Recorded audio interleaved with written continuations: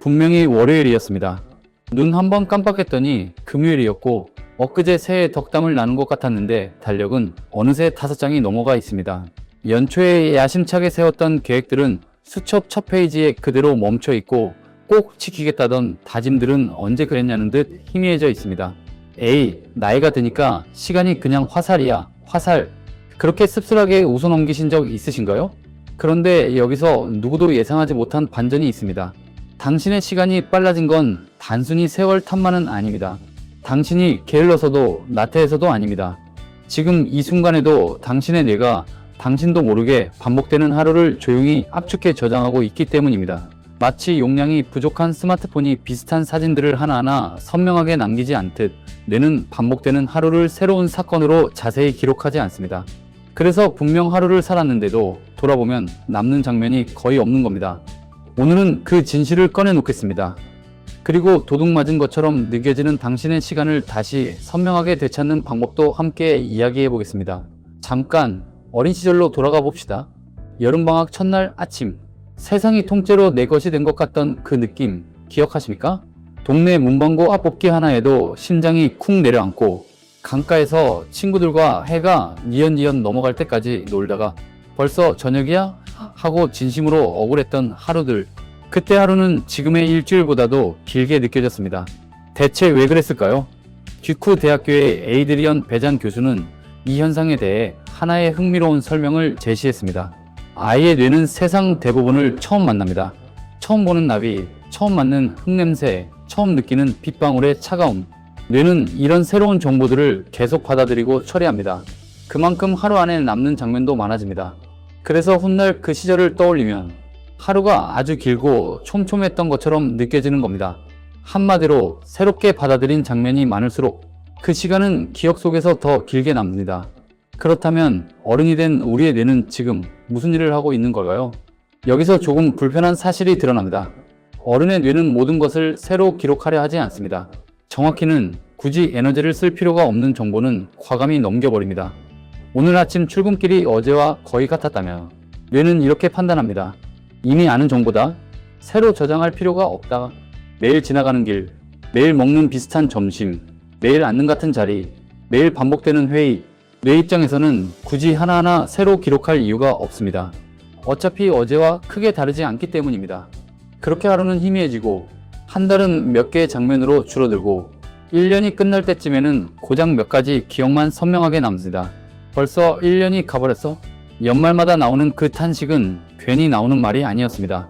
당신의 인생이 짧아진 것이 아닙니다. 뇌가 반복되는 시간을 너무 익숙한 정보로 처리해버린 것입니다. 베잔 교수는 나이가 들수록 뇌가 받아들이고 처리하는 정신적 이미지의 변화율이 줄어들면서 같은 24시간도 더 짧게 느껴질 수 있다고 설명했습니다. 결국 50대의 하루가 10대의 하루보다 짧게 느껴지는 이유는 실제로 시간이 줄어들어서가 아니라 기억 속에 새롭게 남는 장면이 줄어들기 때문입니다. 생각해보면 참 억울한 일입니다. 열심히 살았는데 정작 뇌는 그 하루를 선명하게 남겨주지 않았으니까요. 심리학에서는 이 현상을 휴가의 역설이라고 설명합니다. 여행을 다녀온 경험을 떠올려 보십시오. 여행지에 있는 동안은 시간이 정말 빠르게 지나갑니다. 아침에 숙소를 나선 것 같은데 어느새 해가 지고 있습니다. 처음 보는 거리를 걷고 낯선 음식을 먹고 사진을 찍고 이동하고 또 다음 장소로 향합니다.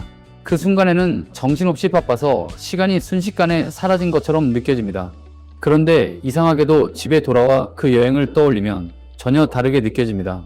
불과 닷새 다녀온 여행인데도 마치 한 달처럼 길고 풍성하게 기억됩니다. 첫날 걸었던 골목, 숙소 창밖으로 보였던 풍경, 처음 먹어본 음식의 냄새, 길을 잘못 들어 한참 헤맸던 순간까지 별것 아닌 장면들조차 또렷하게 남아 있습니다. 반대로 아무 일 없이 반복된 한 달을 떠올려 보면 어떻습니까? 분명히 출근했고 밥을 먹었고 사람도 만났고 할 일도 했습니다. 그런데 막상 기억을 꺼내보려 하면 잘 떠오르지 않습니다. 그달에 내가 뭘 했더라? 분명히 살았는데 기억 속에는 거의 남아있지 않은 겁니다. 이 차이는 시간의 길이 때문이 아닙니다. 기억의 밀도 때문입니다. 여행지에서 뇌는 계속 새로운 자극을 받아들입니다. 처음 보는 골목, 처음 맡는 향신료 냄새, 처음 듣는 낯선 말, 처음 마주한 풍경. 뇌는 그 모든 것을 새로운 정보로 받아들이고 기록합니다. 그래서 나중에 그 시간을 되돌아보면 기억 속 장면이 촘촘하게 남아있어 훨씬 길고 진하게 느껴지는 것입니다. 이 이야기가 우리에게 건네는 메시지는 단순하지만 강렬합니다. 인생을 길게 사는 법은 시간을 물리적으로 늘리는 것이 아닙니다. 기억에 남을 장면을 늘리는 것입니다. 다시 말해, 시간을 되찾는다는 것은 하루를 더 바쁘게 채우는 일이 아니라 하루를 더 선명하게 기억되도록 만드는 일입니다. 참 허무할 때가 있습니다. 분명히 열심히 살았다고 생각했는데 막상 돌아보면 손에 잡히는 기억이 별로 없을 때가 있습니다. 그 많은 날들은 다 어디로 간 걸까요? 그 수많은 아침들, 그 수많은 저녁들은 어디에 있는 걸까요? 그건 당신이 잘못 산 게 아닙니다. 당신의 뇌가 너무 영리해서 반복되는 하루를 지나치게 효율적으로 처리해버린 것 뿐입니다. 뇌는 당신의 생존을 위해 진화했지, 당신의 소중한 하루를 낱낱이 붙들어두기 위해 진화하지는 않았으니까요. 안타깝지만 그것이 우리 뇌의 본 모습입니다.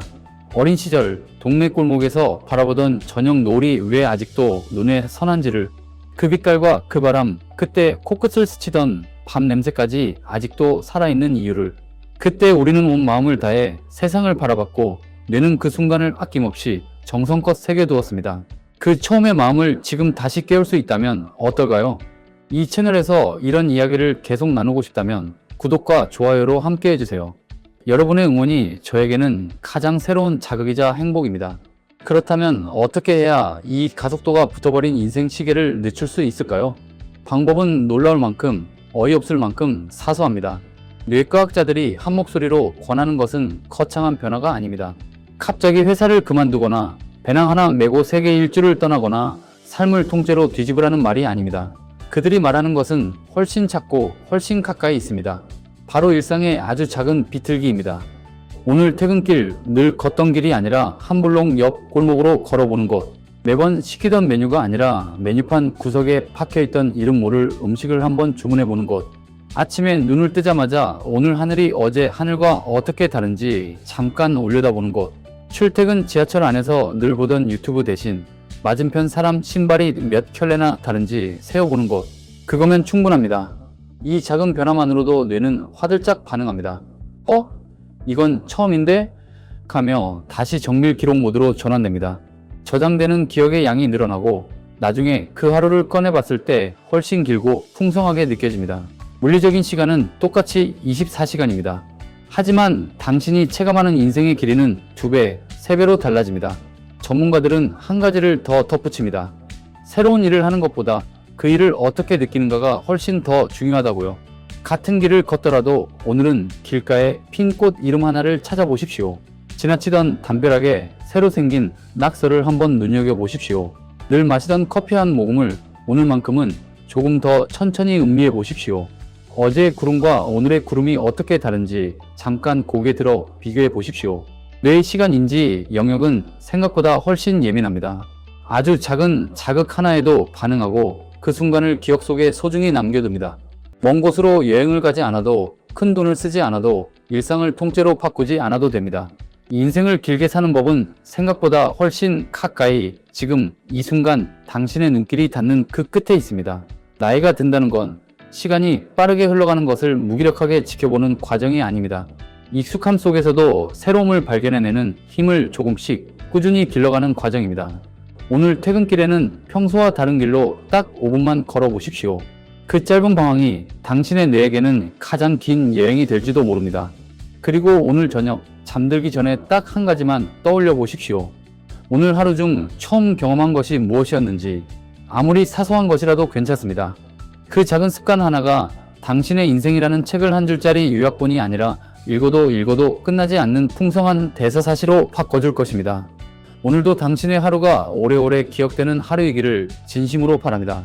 뜻깊은 시간 내주셔서 감사합니다.